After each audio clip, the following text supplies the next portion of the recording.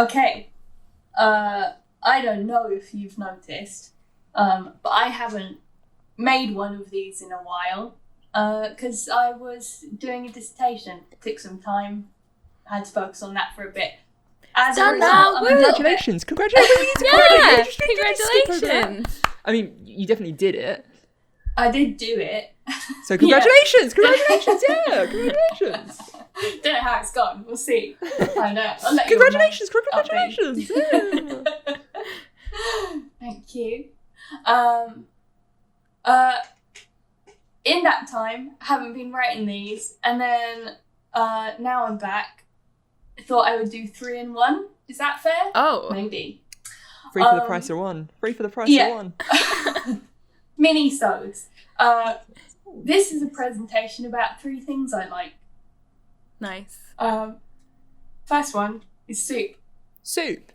Yeah, hot soup, old soup, ice soup, cold soup. That's what I've named this. Is this your handwriting, by the way? Yeah. It's very nice. Oh, thanks. It's very...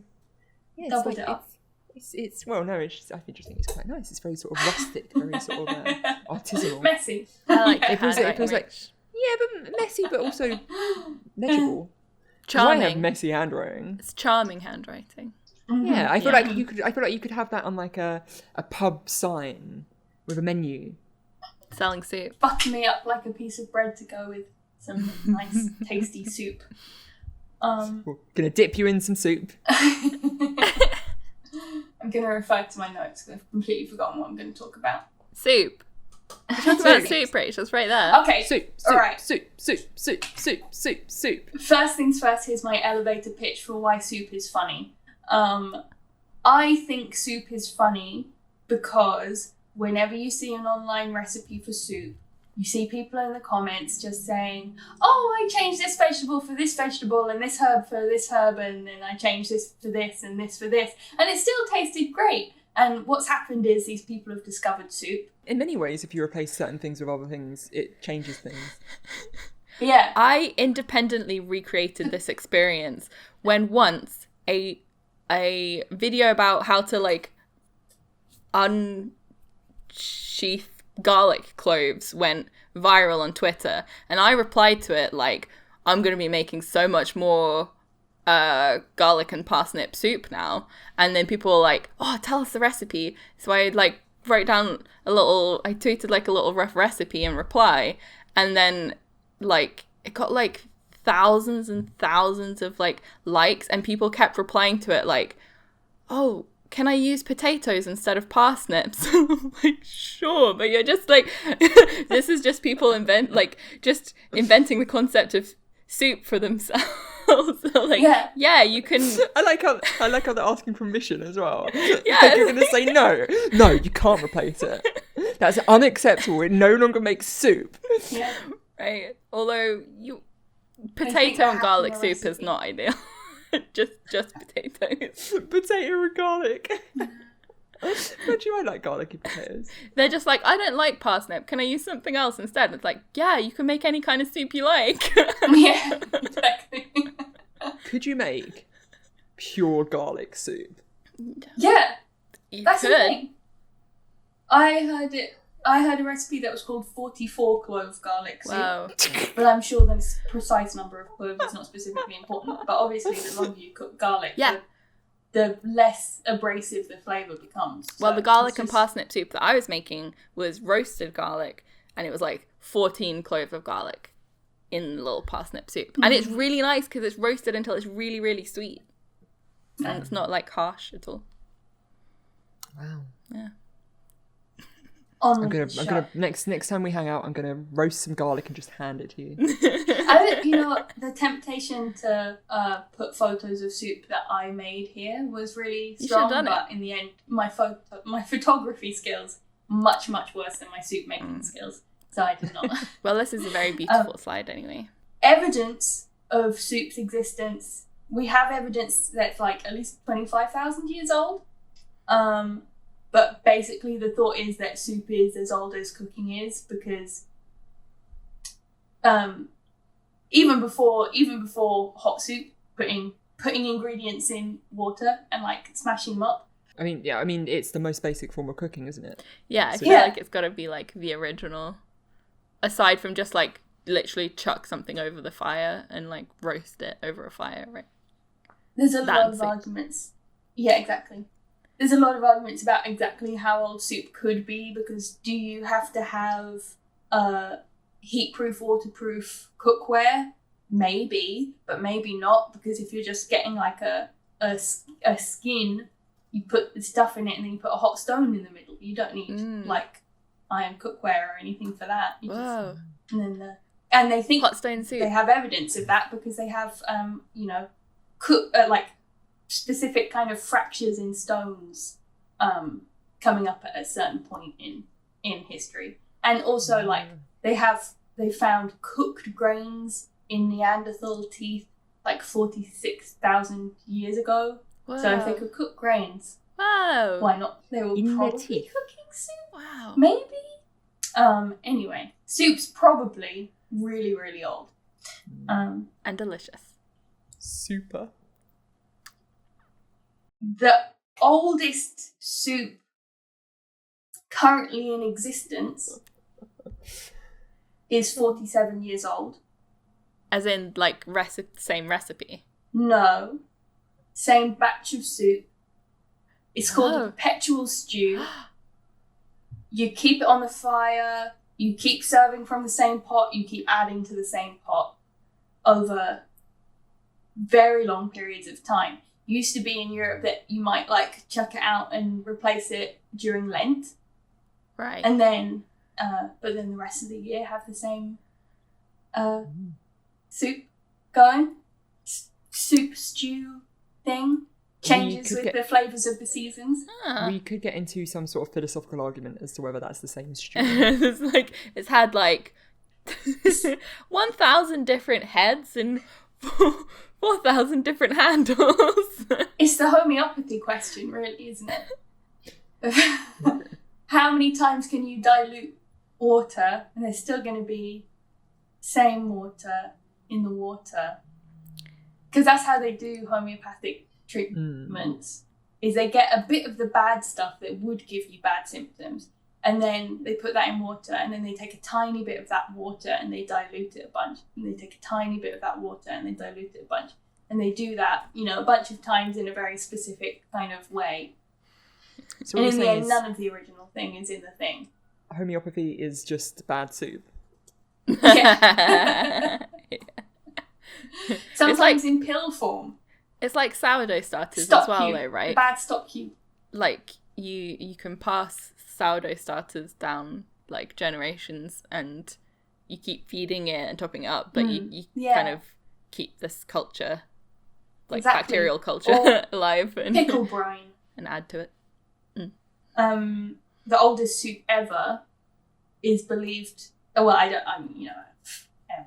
is believed to have persisted from the 15th century until World War II Wow. in a town in France. Whoa. Wow. That's long. Oh, so the bloody Nazis. Nazis stopped the soup. It was a pot au feu, which I think is a beef thing. And come at me, French chefs. Did you ever make a consommé, by the way, Jen? Yes. I know Yes. you. I've ranted about a consommé before. Yeah. Yeah. It's my opinions on consommé are well known.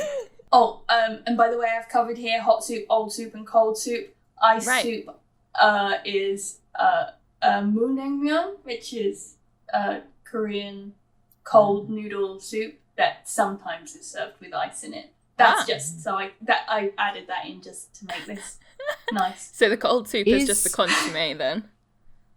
No, the cold soup is No, continue, before cold. soup existed. Not before soup. Before cooking or before hot. Just mashing Probably they fruit did it with cold. water. Mm. That's Is a a smoothie, slush Rachel. puppy? Is Is a a slush- slush puppy a soup? Yeah. Leave a comment down below if you think a slush puppy is a soup. 3 things about language. Ooh, okay. So this is a presentation about stuff I like. I really like languages. I don't know why people aren't learning more of them more of the time. get with it, people. They're good. This first item we have here is merely to represent the etymology of the word soup, Okay, which is classic. it is a Germanic word meaning bread, which is specifically the bread that would be used to mop up soup and stew. That's where we get sop, the sops. Like things. sopping wet. Yeah, exactly. Ah. Exactly. That's where the word soup comes from. Oh, very clever. Which you want to... What do you I want want next? to talk about the elephant. Yeah? That's the elephant in the room, isn't it? Elephants mostly communicate at very low frequencies, which are barely audible by humans, if audible at all. So they are making a lot more noise a lot more of the time than you would realise. That travels across very large distances. They can communicate up to 5 kilometres away, Wow. coordinate their movements. I could do that too by using my mobile telephone. That's so cool though. This is like with the whales. You know, I said that most of the time when you're listening to whale song, it's actually like sped up so that it's audible to humans, like, and they're communicating across like massive distances. Yeah, and then their mating calls can, you know, draw in males from like a kilometre away and stuff. They're smart cookies.